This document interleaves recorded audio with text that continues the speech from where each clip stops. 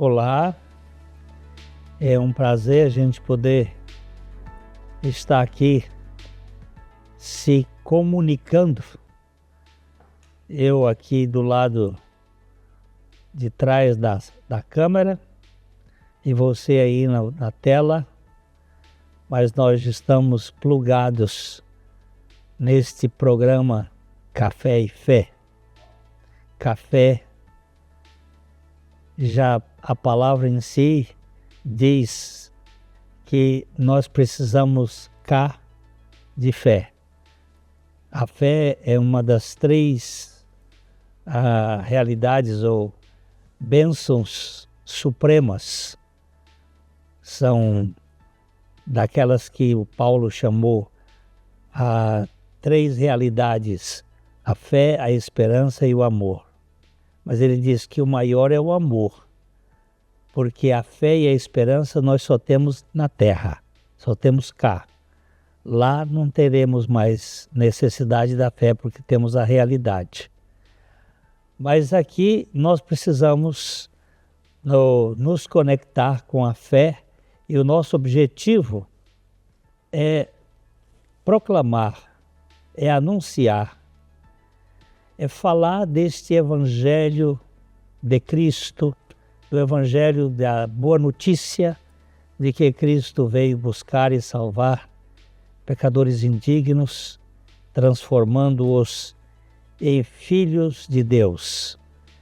E os links das nossas redes sociais estão aí na sua tela para que você possa conhecer o nosso material e também participar.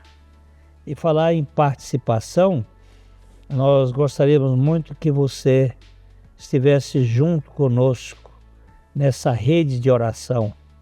Você fosse um intercessor do programa Café e Fé, porque aqui a gente enfrenta lutas, dificuldades, problemas e queremos ser adequados na proclamação do Evangelho de Jesus Cristo.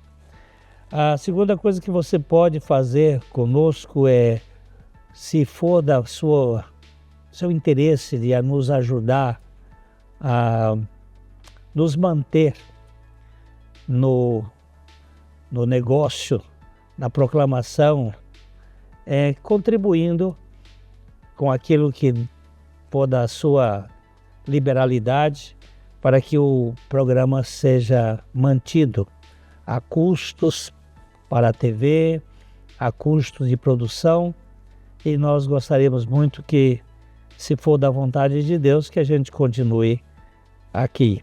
E também você pode compartilhar o programa com outros amigos que você acha que devem conhecer do Evangelho. Nós vamos para um pequeno devocional e já nós voltamos.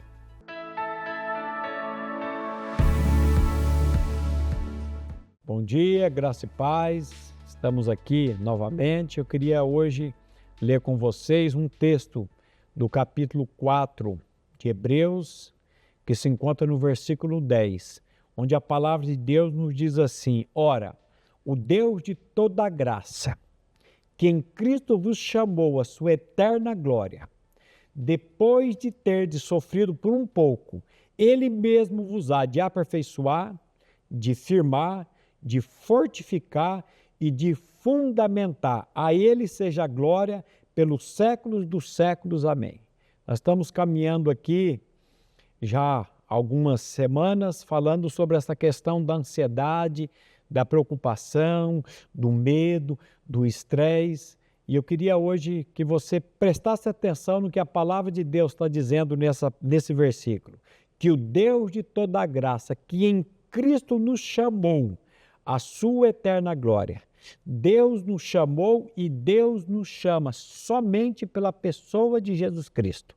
Jesus disse: ninguém vem ao Pai senão por mim. A pessoa de Cristo veio para esse mundo para nos dar um livre acesso à presença do Pai e ao trono da graça do Pai. Cristo, quando morreu lá na cruz do Calvário, ele morreu para que naquela morte o seu pecado, o meu pecado fosse colocado no corpo dele, para que naquela morte ele não morresse sozinho, mas que o nosso velho homem, a nossa iniquidade, a nossa natureza carnal, a nossa natureza adâmica fosse colocado nele. A Bíblia diz, aquele que não conheceu o pecado, ele se fez pecado por nós, para que nele fôssemos feitos justiça de Deus. Eu quero dizer para você nessa manhã que Jesus Cristo morreu não para fazer de nós católicos ou evangélicos ou protestantes. Ele morreu naquela cruz para fazer de você e de mim uma nova criação, uma nova criatura. A Bíblia diz, se alguém está em Cristo, é uma nova criação. As coisas antigas já passaram, eis que tudo se fez novo.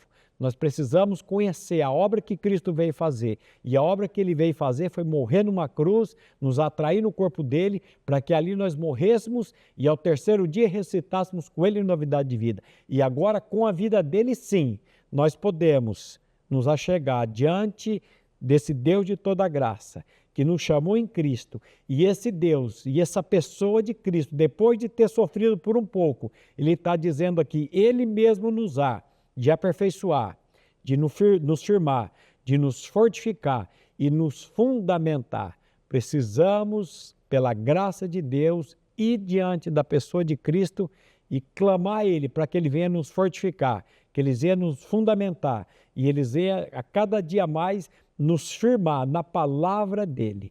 E aí o escritor aos Hebreus termina dizendo assim, a Ele seja a glória pelos séculos dos séculos. Amém. Toda a honra e toda a glória e todo o poder só podem ser dadas ao Cordeiro, que veio para esse mundo para fazer uma obra tão maravilhosa nas nossas vidas, fazer uma obra tão maravilhosa nas nossas famílias. Somente Ele pode fazer isso. Que o Senhor continue fortificando você, a sua família, nessa graça, nessa misericórdia e na obra de Cristo Jesus. Fique agora com o pastor Glênio, na meditação. Graça e paz e até a próxima, se Deus assim o permitir. Amém.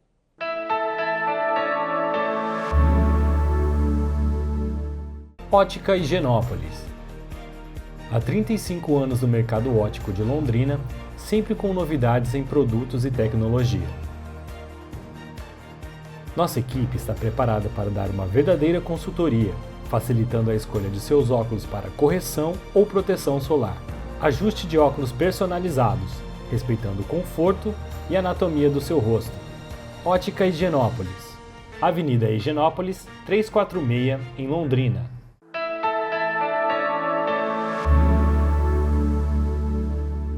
Na nossa comunidade, onde nós nos reunimos para adorar, para orar, para proclamar o Evangelho, nós temos um cântico que comumente a gente canta, que é a vida da minha alma é Cristo. Sim, Cristo. E isto é muito importante nós sabermos. Nós temos em João capítulo 14, versículo 20, Jesus estava conversando com seus discípulos naquele momento que precede a cruz. Logo depois que ele celebrou a ceia com os discípulos, ele passou a ter uma conversa muito particular. Judas se retirou e Jesus então fez um rescaldo ali com os discípulos e ele disse uma coisa: daquele dia, vós conhecereis que eu estou em meu Pai, e vós em mim, e eu em vós. Ele estava dizendo, ele estava apontando para o dia seguinte daquela conversa.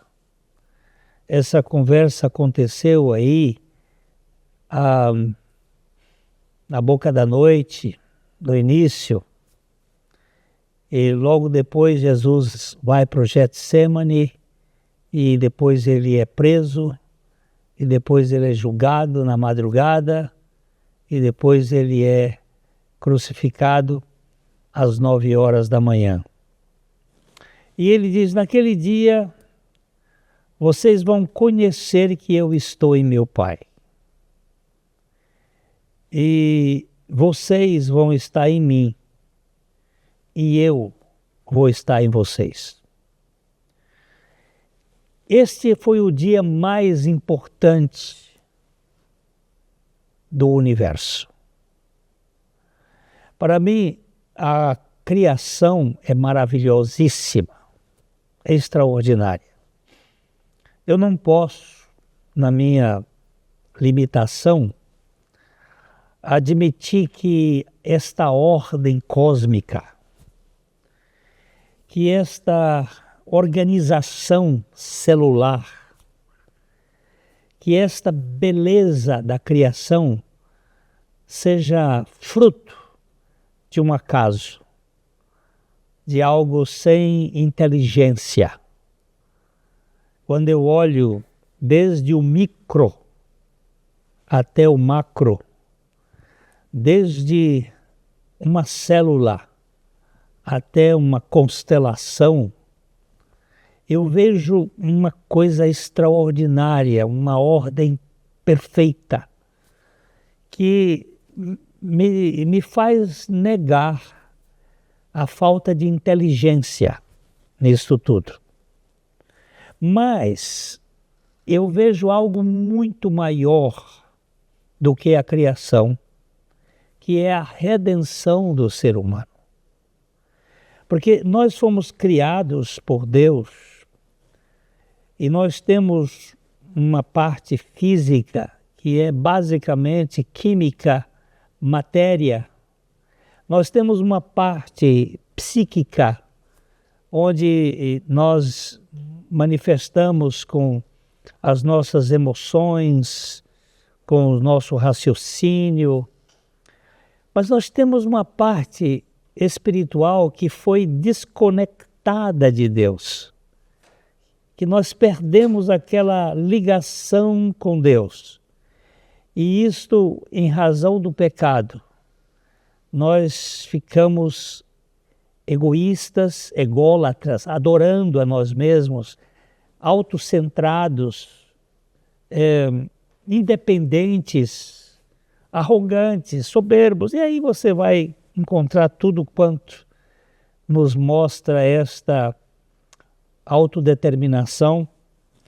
E Jesus está dizendo que naquele dia vocês iriam ver, vocês vão ver que eu estou em meu Pai, que o que vai acontecer ali na cruz é algo que transcende. Eu vou estar em meu Pai e vocês vão estar em mim e eu vou estar em vocês logo depois. Deus em Cristo e Cristo em Deus, isso era natural, mas ali há uma relação onde ele ia produzir algo que o Pai determinou, que é a expurgação, a retirada do homem velho, do velho Adão, que é o servo do pecado, e que nós iríamos estar junto com ele para que depois ele fosse a nossa vida, ele viesse a ser a nossa vida. Ele disse, vocês estarão em mim lá na cruz, e eu estarei com vocês depois na ressurreição. Deus é em si mesmo transcendente, ele ultrapassa a nossa capacidade de entendimento. É impossível a gente entender Deus intelectivamente, mas a gente pode perceber a divindade pela criação. Eu tenho esta caneca de café e fé, que foi feita por uma amiga minha que trabalha com cerâmica, E essa caneca, ela tem inteligência nela. Ela tem traços que não foram feitos por uma explosão. Eu sei quem é esta amiga que tem muita capacidade, ela faz um trabalho muito bonito. E eu olho para o universo e vejo que deve ter alguém. E a Bíblia diz que os céus declaram a glória de Deus e o firmamento anuncia as obras das suas mãos. E a Bíblia chega até a dizer que só o nécio pode dizer não existe Deus, porque a natureza, o apóstolo Paulo, ele escrevendo aos Romanos, ele diz que o que se pode conhecer de Deus é manifesto por ele, porque ele o manifestou, porque os atributos invisíveis de Deus, assim o seu eterno poder e a sua divindade, são claramente perceptíveis pelas coisas que foram criadas. E que tais homens são inexcusáveis, não tem desculpas de não crer. Mas é difícil você explicar Deus. Agora, Deus se revela e não podemos conhecer Deus sem que Ele se revele a nós. E essa revelação de Deus se tornou mais concreta na pessoa de Jesus Cristo.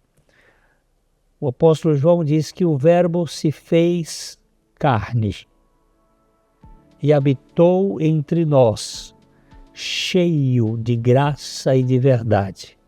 E vimos a sua glória como a glória do unigênito do Pai. Eu vou dar uma esbarradinha aqui, uma paradinha, e logo nós voltamos para olhar um pouco desta encarnação e desta obra que ele vem realizar para ser a vida da nossa alma. Até já.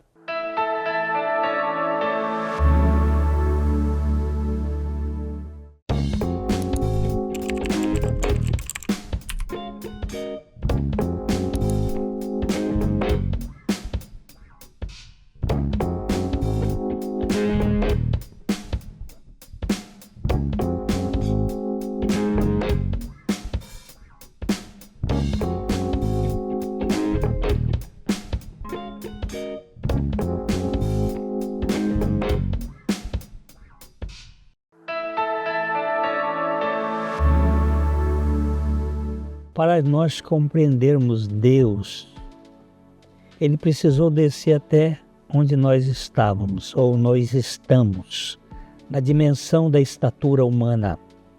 A encarnação. Não haveria a redenção do ser humano sem que Deus se identificasse com o homem. O Deus conosco é o propósito da redenção.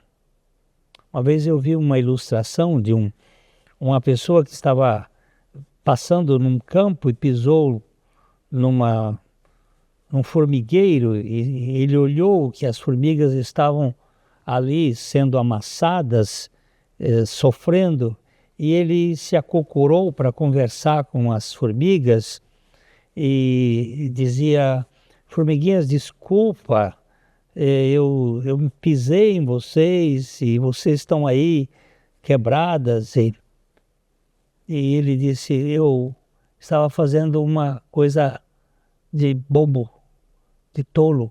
Como é que eu poderia, como um ser humano grande, comunicar-me com essas formigas? A única maneira seria entrar num funil, me encolher, passar para o nível da formiga e trocar as antenas e comunicar com ela. Muito semelhante. Deus, não foi Ele que pisou em nós, fomos nós que nos distanciamos dele, mas como diz a palavra de Deus, ela diz que Deus estava em Cristo nos reconciliando consigo mesmo. Não fomos nós que nos reconciliamos com Deus, é Deus que nos reconcilia consigo mesmo. Então ele entrou nesta carne, ele entrou neste funil, ele se tornou um homem para que pudesse gerar em nós uma mudança existencial de dentro para fora. Então, primeira coisa que nós temos que é a revelação de Deus transcendente, a criação afirma, mas mesmo assim nós não temos conhecimento e relacionamento com esse Deus que está longe. Depois esse Deus se encarna e nós temos o Emanuel, o Deus conosco, mas ainda assim tinha uma posição um pouco de separação. Jesus estava com os seus discípulos, mas quando os discípulos estavam longe dele, eles faziam coisas que não deveriam fazer. O próprio Judas conviveu com Jesus, mas não teve uma intimidade de interação profunda, onde você pode fazer aqui eu tenho café nesta xícara, eu tenho água nesse copo.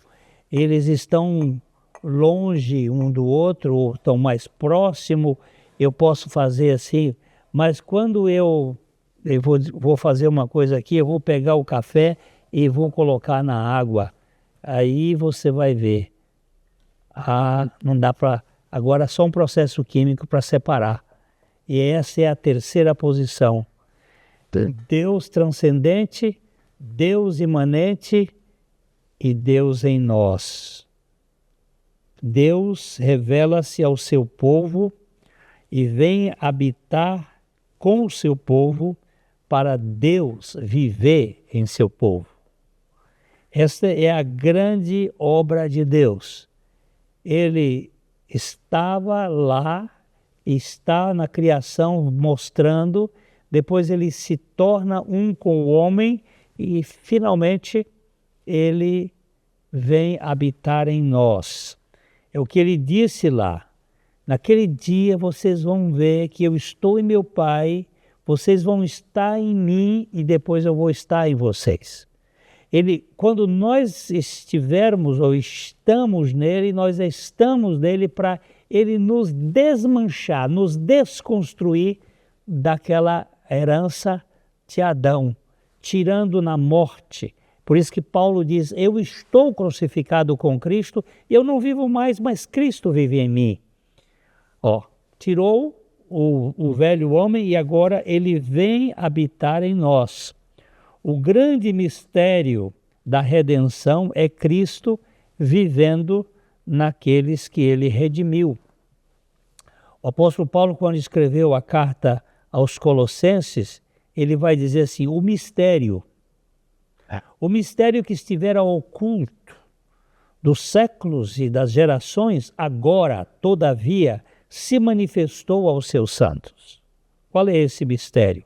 Aos quais Deus quis dar a conhecer qual a riqueza da glória desse mistério entre os gentios, isto é, Cristo em vós, a esperança da glória. Então, quando eu mostrei ali a água de um lado, o café do outro, eles estavam próximos, mas não havia identificação. A água agora contém o café. Há uma mistura, há uma relação que só pode ser separada por um processo químico. Mas do ponto de vista espiritual, nós não podemos ser mais separados. Nós estamos numa relação eterna. É Cristo em vós, a esperança da glória. Nós em Cristo era na atração. Quando Jesus nos atraiu a Ele, Ele disse assim, quando eu for levantado da terra, eu atraio vocês a mim. Nós estávamos nele na cruz. Nós fomos colocados nele na cruz. E o apóstolo Paulo vai dizer assim, um morreu por todos, logo todos morreram. Ele atraiu a nós para que nós morrêssemos com ele. E agora, na ressurreição, ele vem viver em nós. eu disse ali, repeti aquela verdade do apóstolo Paulo, eu tenho isso no meu gabinete, é um versículo que eu gosto de olhar para ele com todas as pessoas que entram para conversar comigo, eu procuro dizer para ela, olha o que está escrito aqui. Porque eu pela lei morri para a lei, a fim de viver para Deus. Paulo dizendo, eu estou crucificado com Cristo. E eu não vivo mais, mas Cristo vive em mim.